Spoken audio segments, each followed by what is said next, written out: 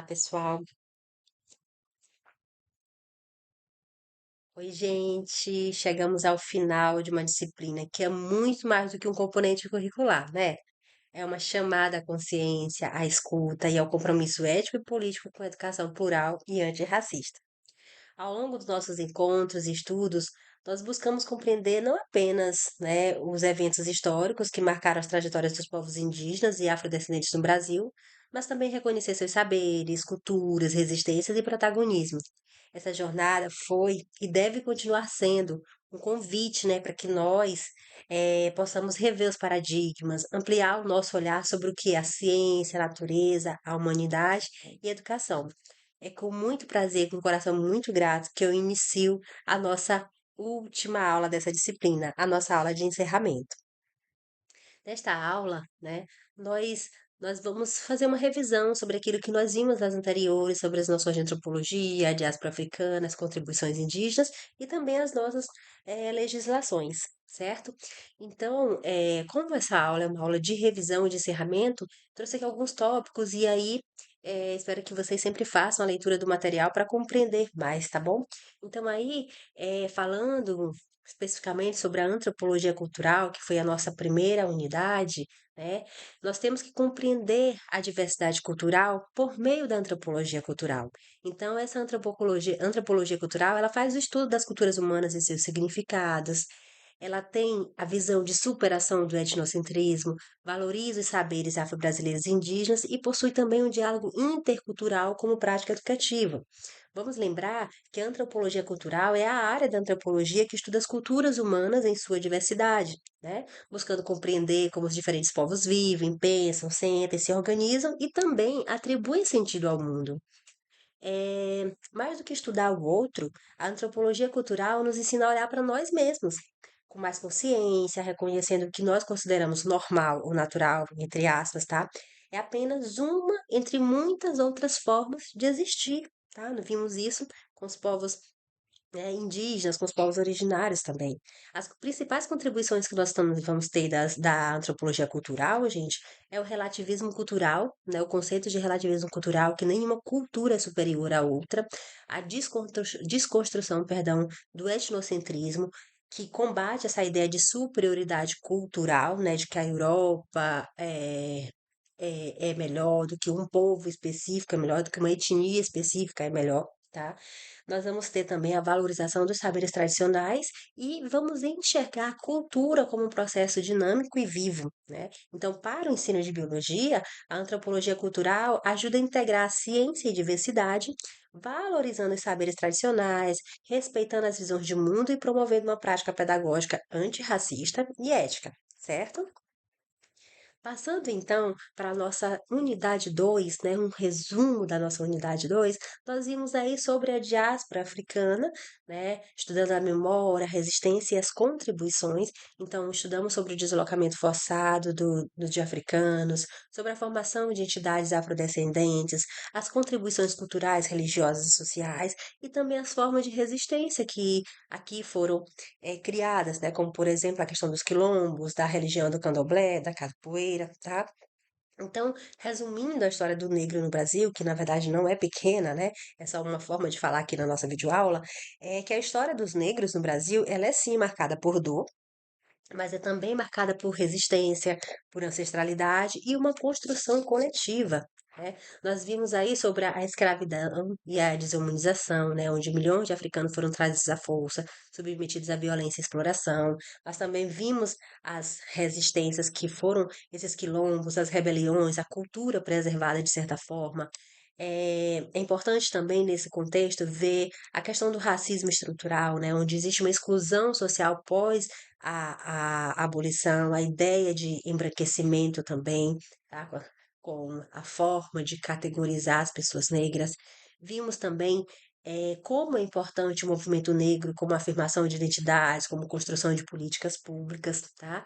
E a importância da cultura afro-brasileira que está presente na ciência, que está presente na espiritualidade, na música e na agricultura, né? Então, reconhecer essa história, gente, é essencial para a educação que combate o racismo, tá? E valoriza a contribuição dos povos africanos no Brasil. E assim, saindo da unidade 2 e indo para a unidade 3, né, que nós falamos sobre as lutas dos povos indígenas, das comunidades indígenas, nós entendemos que entre as contribuições indígenas, nós vamos ver a presença indígena que no Brasil ela é anterior à formação do próprio Estado. Tá? Então, por exemplo, quando a gente trouxe a discussão lá do marco legal, das terras demarcadas ou em disputa judicial até 1988, a gente considera controversa, por quê? Porque a presença indígena no Brasil ela é anterior à formação do próprio Estado, à formação da própria Constituição, tá? E ela segue viva até os dias atuais. Então, os povos indígenas não apenas resistiram à colonização, mas contribuíram de forma profunda e permanente para a construção cultural, ambiental, social e científica do nosso país, tá? Então, se a gente fala de história indígena no Brasil, nós temos que entender que ela é viva, né? Ela é anterior a essa colonização e ela é viva. Ela é marcada por resistência, ela é marcada por saberes ancestrais. Então, antes de 1500, nós tínhamos milhões de indígenas organizados em diversas etnias e culturas. Nós temos, né, o processo de colonização que ocorre aqui no Brasil, que traz o genocídio, traz a escravização, traz a perda de território para essas comunidades indígenas. É, Vimos também um pouquinho sobre o higienismo estatal, né, com a questão das políticas tuteladas, a ideia de apagamento cultural, a Constituição de 1988 com o reconhecimento dos direitos, das lutas por terras e da dignidade dos povos indígenas e suas contribuições, né, na sustentabilidade, na medicina, na agricultura, na cosmologia. Então, sobre as contribuições indígenas, nós também precisamos entender que respeitar os povos originários é respeitar o Brasil profundo, vivo, diverso, né? Para professores de biologia, isso significa abrir espaços para outros modos de ver e cuidar da vida, inclusive. Certo, gente?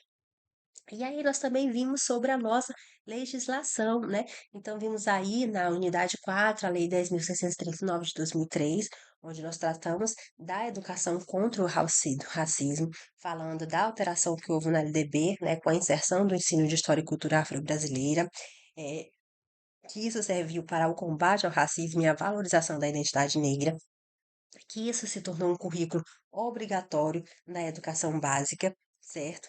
E aí nós também tivemos a Lei 11.645 de 2008, que traz a inclusão dos povos indígenas, né? Anteriormente, na de 2003, a gente vê a questão só dos afro-brasileiros. Em 2008, nós temos a inclusão dos povos indígenas.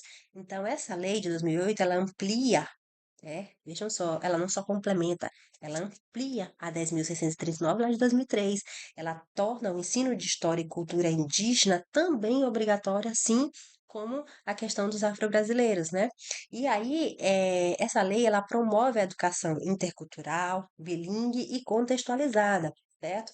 Nós vamos ter também, gente, as diretrizes complementares para a educação étnico-racial e a educação indígena. E aí, essas leis, elas garantem que as escolas promovam o respeito, o reconhecimento das identidades culturais e a superação do racismo, né? Para os professores de biologia, entendam, é uma oportunidade de aproximar ciências e saberes tradicionais, transformar o currículo e educar com justiça e com diversidade. Nós vimos, né, na unidade o quanto que os saberes tradicionais, eles trazem ampliações, né? Eles trazem informações importantes, eles trazem conhecimentos, saberes que devem ser interligados. E aí, repito, essa questão da legislação, a inclusão dessa legislação, como eu falei, né, na unidade 4, ela não é numa disciplina específica, ela não é numa aula de história, ela é em todos os conteúdos. Ela perpassa, ela é transversal em todos os conteúdos vistos na escola. Nós também temos que incorporar a questão dos povos indígenas, a questão dos povos afro-brasileiros, certo, gente? E aí nós também tivemos a Convenção 69 da OIT, né, que ela vai falar especificamente sobre os direitos indígenas e tribais. É um tratado aí internacional ratificado pelo Brasil em 2002. Fala, né, que a questão das terras, de tudo que ocorrer em relação às comunidades, tem que ter uma consulta prévia, livre e informada, né? As pessoas, as comunidades, elas precisam entender dos processos, elas sabem, precisam saber do que se trata, tá? Essas pessoas também, essa legislação, ela trata do direito à terra, do direito à cultura, da educação bilíngue e da autodeterminação. Lembra que eu falei para vocês da educação bilíngue? No caso das comunidades indígenas, é uma educação na língua materna, a língua materna daquela comunidade indígena, mas a língua é reconhecida no Brasil, né, que é a língua portuguesa, mas a língua indígena, ela é oficial, tá bom? Então, às vezes as pessoas pensam que, o bilíngue, estuda em escola bilíngue, o bilíngue só se referencia ao inglês. Não, gente, bilíngue significa duas línguas. Então, no caso dos indígenas, há o direito à alfabetização, ao processo de escolarização em suas línguas maternas, mais a língua portuguesa, tá bom? Nós vimos aí, né, com essa disciplina sobre a importância de educar para transformar, tá? Então, quando nós estudamos história, tá, afro-brasileira e indígenas, nós passamos a ter uma compreensão histórica e o reconhecimento das diversidades que formam o nosso país. Com isso, nós nos tornamos educadores mais conscientes, educadores antirracistas, pessoas que entendem o processo, né? E que sejam capazes de levar essa instrução para os alunos. E aí nós passamos a utilizar a educação como ferramenta de resistência, como ferramenta de justiça social, tá bom? Então, por que é que essa disciplina, gente, importa na formação dos professores de biologia? Porque os povos indígenas e africanos já praticavam ciência, saúde e ecologia muito antes da colonização, né? Ou seja, os povos indígenas já são praticantes das ciências biológicas, digamos assim, muito antes de vocês que estão em formação neste exato momento, sabe? Então, os saberes tradicionais são muito importantes. Eles já praticavam ciência, eles já praticavam saúde, eles já praticavam ecologia, tá?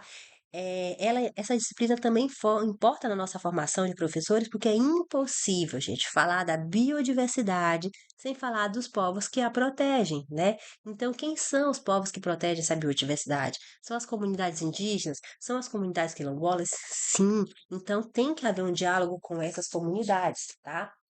Então, outro motivo é porque ao formar-se professor, né, nós assumimos a responsabilidade de ensinar. E nós assumimos essa responsabilidade de ensinar com justiça, com escutativa, com respeito à diversidade, ok? E dos aprendizados que nós levamos nessa disciplina, que a natureza ela é viva, ela é relacional para os povos indígenas, e isso tem implicações profundas para a educação ambiental, tá? Futuros professores de ciências, que o corpo, a oralidade, os rituais e os símbolos africanos e indígenas são formas legítimas de produzir e transmitir conhecimento, que a resistência histórica, meu povo, é também um legado pedagógico, né? Então, ensinar é muitas vezes um ato de resistência. Vocês vão para a sala de aula, vocês vão viver essas situações, né? Entender também que a luta contra o racismo, a discriminação e a invisibilidade é também uma luta pela qualidade da educação, pela qualidade da educação pública, né? Então, o nosso papel como futuros professores, o papel de vocês enquanto futuros professores, é de valorizar esses saberes tradicionais, integrar práticas pedagógicas com respeito às culturas originárias e afro-brasileiras. É incentivar o debate sobre território, sobre ancestralidade, sobre meio ambiente e também justiça social. Entendam que ensinar biologia com base não só no conteúdo, mas também na escuta, no território, no pertencimento, certo? Então, meu povo, nós podemos entender, né, que nós precisamos educar para transformar. Ok? Então, não é sobre incluir os outros na escola, é sobre transformar a escola para que ela pertença a todos, né? O Ailton Krenak, ele vai dizer que somos natureza quando pensamos, né, sobre si mesmo, tá? Então, que essa disciplina siga aí ecoando em sua prática docente, como um compromisso vivo com a valorização da vida, da diversidade, da dignidade de todos os povos. E aí, para finalizar, eu trago aqui esse mapa, né, do Brasil feito em mosaico das pessoas, né? E aí, uma frase que diz que reconhecer as raízes afro-brasileiras e indígenas na educação é um exercício de memória, justiça e humanidade. É aprender a enxergar o Brasil com todos os seus rostos. Muito obrigada pela companhia de vocês. Espero ter somado na formação de cada um.